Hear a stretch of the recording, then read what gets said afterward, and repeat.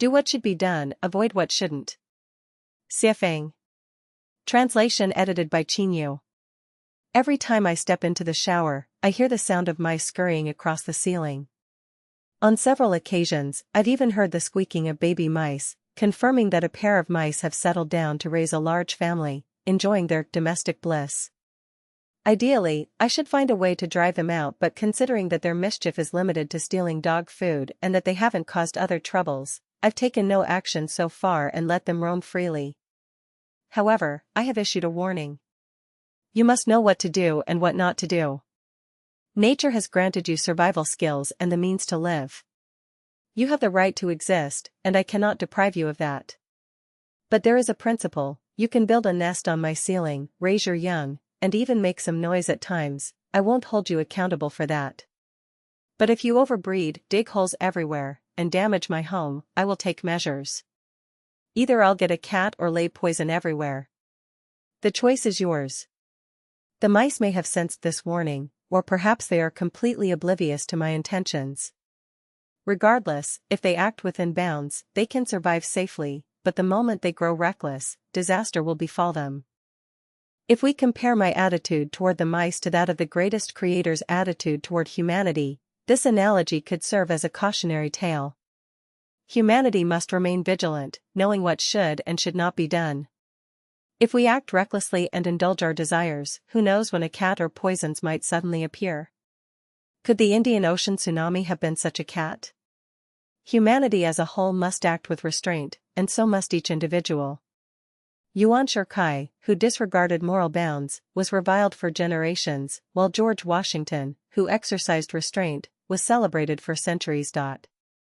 Good fortune should not be enjoyed alone, power should not be monopolized, benefits should not be hoarded, and the world should not be ruled by one person alone.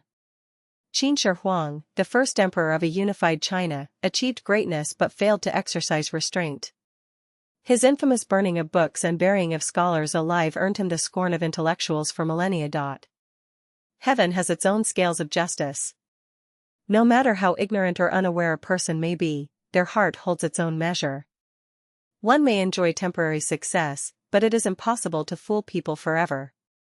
We may deceive others in some matters but not in all.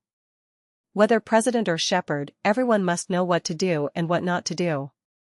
We may escape human punishment, but we cannot escape the laws of the Tao. Those with power, those who have opportunities to benefit themselves, those basking in glory and praise, and those who secretly mock others for their ignorance must all learn to stop at the right point and exercise restraint. As members of Lifechanyuan, we especially must know what to do and what not to do. We must act as if walking a tightrope or treading on thin ice. For things we don't understand, we should stay silent, not out of indifference, but out of caution. It's okay if we don't produce masterpieces, as long as we don't create garbage. It's okay if we can't maintain peace and harmony, as long as we don't cause chaos. It's okay if we can't help others, as long as we don't harm them. Lifechanyuan itself must also have its boundaries. As humanity's spiritual and emotional sanctuary, it must focus on matters of the spirit and soul. In areas like politics, administration, markets, and systems, we should remain uninvolved. In these fields, we are amateurs, ignorant and unqualified. Even if we have some knowledge, we cannot monopolize every good cause. We must leave vast spaces for others to thrive and shine. All things in the world must operate within limits. The Earth can only orbit obediently within the range of gravitational forces. Should it deviate from its path, it would cease to exist. Be it tigers and leopards, gazelles and elephants, mice and cockroaches, or sparrows and insects, all can only operate within certain boundaries. Exceed those boundaries, and disaster is inevitable. Humans cannot conquer heaven, they can only align with it. Humans cannot reject heaven, they can only follow it.